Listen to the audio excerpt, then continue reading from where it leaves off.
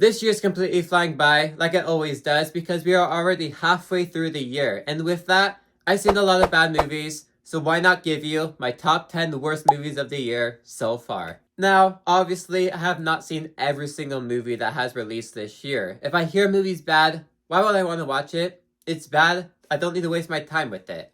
But I'm sure most of you guys did watch some of those movies that I have not seen. So if you want to leave your top 10 worst movies of the year so far in the comment section below, go ahead. With that, let's start.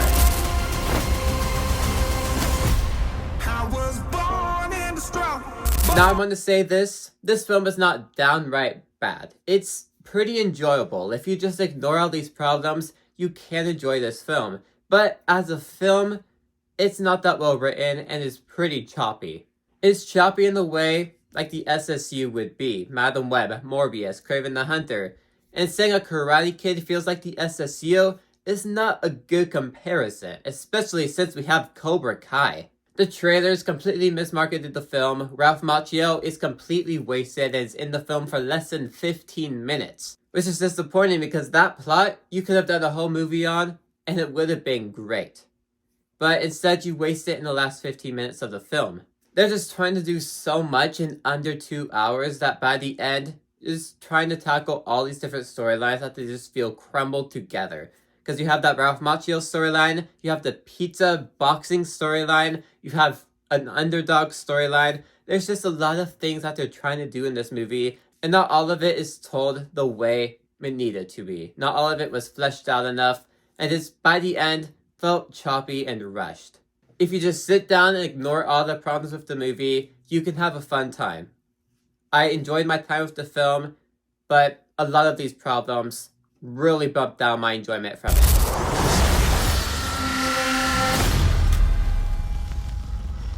Sam Wilson deserved better. Captain America deserved better. You have this Captain America trilogy from Steve Rogers' Captain America. Those movies are some of the best movies of the MCU. So, Sam Wilson kind of needs to follow that mantle really well. What do we get instead? A weak, reshot movie that is just forgettable.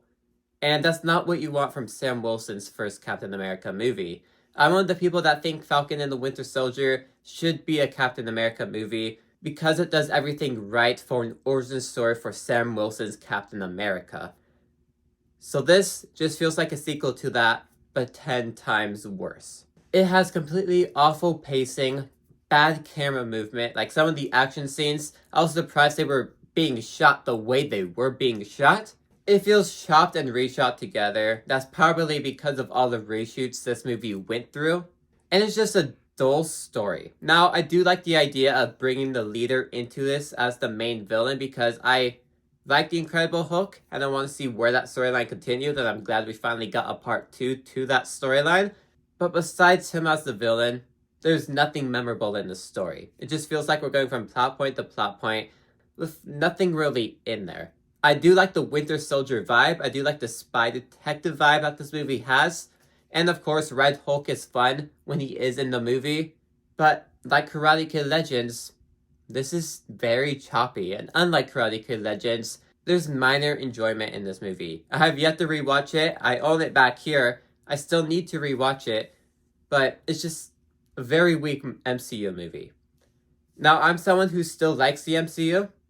And if you watch my MCU ranking, there's only few movies that I actually don't like. Most of it I still do like, which causes for a lot of hot takes in there. But this is one of those lower MCU movies, which is disappointing because MCU, I'm a defender of it, but when I see movies like this, I can't defend you when you're making choppy, heartless movies like this.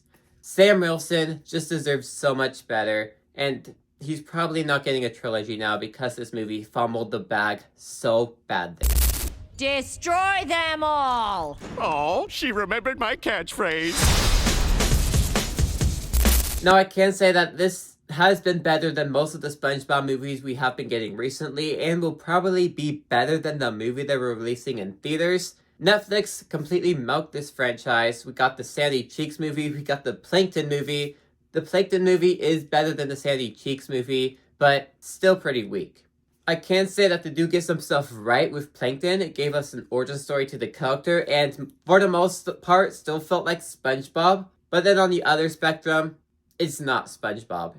It's modern SpongeBob. And modern SpongeBob is not old SpongeBob. It's too modernized. It's not what old SpongeBob used to be. I understand that, obviously, this current generation is different from what SpongeBob used to be. But if you still rewatch that original first SpongeBob movie we have ever gotten, it's still really good and better than it deserves to be. While the Plankton is just forgettable. It's not the old SpongeBob. I did think they get some stuff right in this movie, but they also get a lot wrong. And by the end of the day, we did not need this movie to exist. It's in my mouth! This is not normal! You know they made a sequel to Alexander and the Terrible, Horrible, No Good, Very Bad Day? Well, there's a sequel on Disney+, Alexander, Terrible, No Good, Very Bad Road Trip. And it's simple. It's safe. It's that safe family movie that you would find on something like Netflix. What Netflix used to be with their streaming family movies, that's exactly what Alexander and the Terrible, Horrible, No Good, Very Bad Road Trip does. It's just safe. It's generic, but it's safe. There's a lot of fun moments to be had with the comedy, the characters. There's a lot of fun moments in here, but it's playing it too safe. It's predictable, isn't well written, and some of the humor is kind of like, oh, you did not need to make a joke like that. It's cringy on how bad that joke was. And yes, there is problems with the plot overall, but it's simple. It's safe, and it's a fun family film to watch. You don't need to watch this movie to know what it's about, because you have probably seen this movie before. You have seen this story before, you have seen this concept before. It's overdone a lot. But, like I said, it's simple, it's safe, it's meant to be harmless family fun. Ladies and gentlemen, now I can say that Sadie Sink is easily the best part of this movie and makes the movie worth watching in the first place. Now the plot is new and original and was interesting at first. There's an interesting idea in there, there's an interesting premise in there, but overall execution didn't work. They were never able to capture the story they were trying to tell and just came off as not interesting. This movie is a musical. For a musical, you need all your songs in the movie to work. And this movie only has like one memorable song out of all the songs in here. Now don't get me wrong, Sadie Sink can sing. All the songs in here she sung wonderfully. It's just that the songs are not memorable. And for a musical, when you have none of the songs memorable, that's a pointless concept you had right there. Didn't work. So why should I care at all about any of the songs in here? And you could have cut like half the songs out of this movie and the plot will work just fine. And when you take songs out of a musical and the plot still works the same way, that's also not a good sign. I can say the first half of this movie was a solid watch, but then the second half completely lost me, and I was just done with the movie by that. But real quick, if you want to help me reach my goal of 1K by the end of the year, consider subscribing. Let's continue.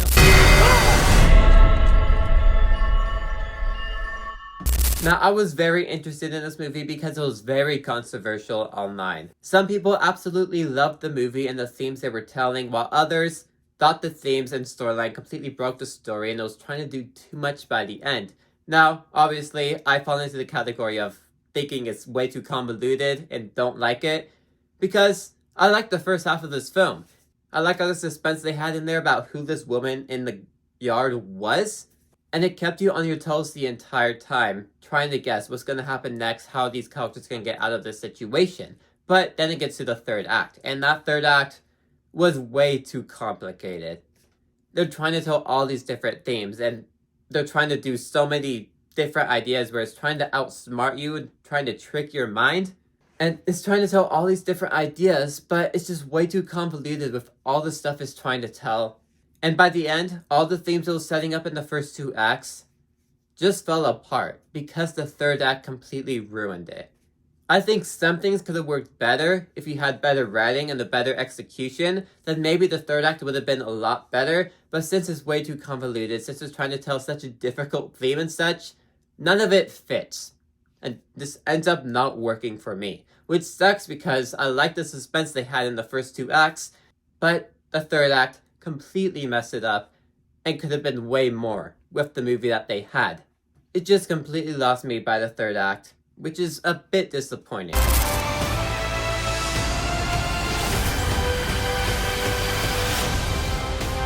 Now, when the film started, I really enjoyed what they were doing. Chris Pratt, Millie Bobby Brown absolutely steal the show with the roles that they have. And I really enjoyed the first about 40 minutes of this movie, where it was really setting up the story, setting up all these characters, and I was thinking, how do people think this movie's bad? Well, I jinxed it because it drastically went downhill after that. First off, the budget is $320 million. Where did that budget go? Hope into the robots, because they look amazingly done in this movie, especially for a Netflix streaming movie.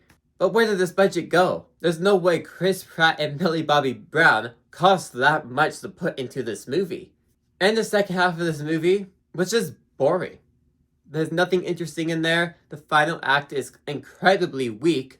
And I really just wanted this movie to be over after those first 40 minutes. And don't forget, the Russo brothers used AI to make the robot's voice, which is, don't use AI, Russo brothers. I'm very nervous for Avengers Doomsday. I hope Kevin Feige says no to you putting AI in the movie. Hope that doesn't happen. AI should not be used in making film. I'm not nervous for Avengers Doomsday. I feel like they work better in a Marvel setting. So I'm still very excited for that movie. But obviously, Netflix is not their thing, because this is not the first Netflix movie that they absolutely messed up. Marvel is very much their topic. How about you stick with it? Sorry, Burnett. Long hope. It's a Ke Huy Quan action film. Who wouldn't want to see that? Ke Huy Quan is one of those actors who is very popular now. He was in the Goonies a while back, but recently, ever since Everything Everywhere All at Once, he's been in everything. Loki Season 2, Love Hurts. I love this actor now ever since I've seen him in Loki Season 2. So, when I heard the idea of him being in an action film, I love to see that. The trailer sold me, and I just love the idea of watching Ke Huy Quan do this John Wick style action stuff. It makes sense why this movie's bad. I could not give a hoot about what the story was doing. I didn't care for the characters at all, and I just wanted to see Ke Huy Quan fight people again. All the setup is boring, and by the time we actually do get to the final act where the action finally returns, you're not interested in it. Because you spent all this time building out a storyline that you do not care about, and a romance you do not care about, why should I care about this final action scene? I don't care about it because all the story building up to it didn't matter. For me, this movie had a lot of potential. I want to see a Ke Huy Quan action-style John Wick movie, but you completely messed it up with the story. You completely messed it up with the writing. And some line delivery moments in here don't work. I had a lot of potential, but completely missed the ball by the end. But I can appreciate the movie for being only an hour 20 minutes. That is very short, which a good thing I didn't have to sit through a 2-hour long movie of just not caring about what I was watching.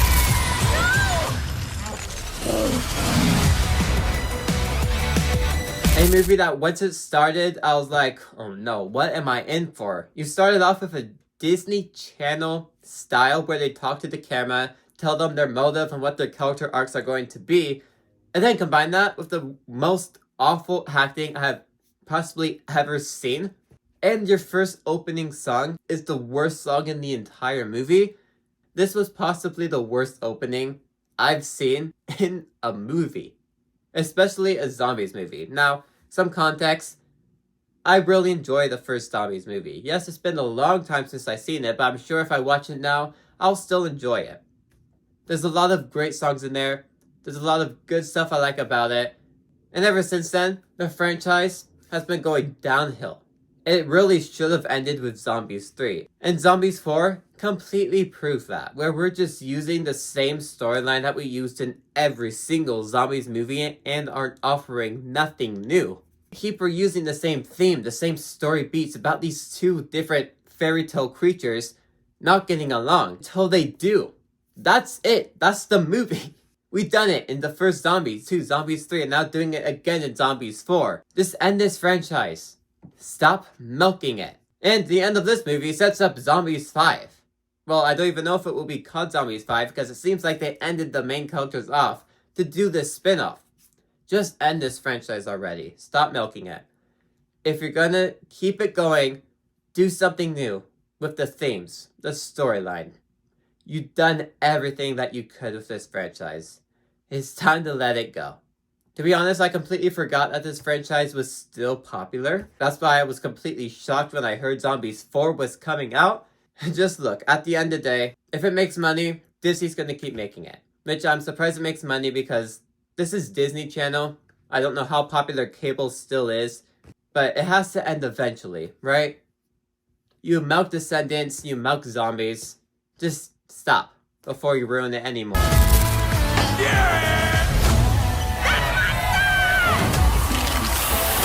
Highness, I'm sure it's not that noticeable.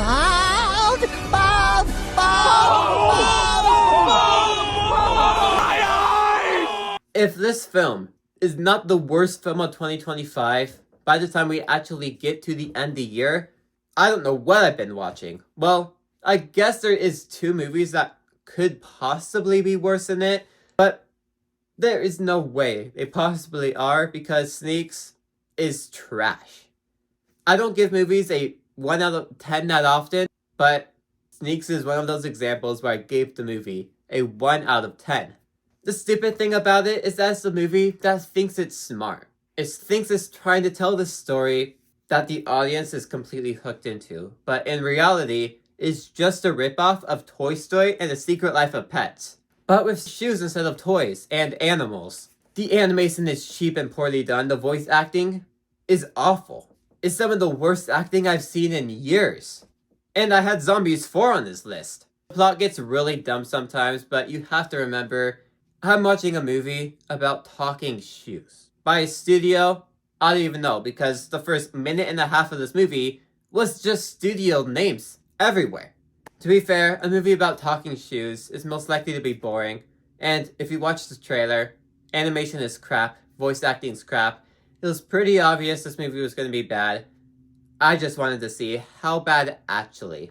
And guess what?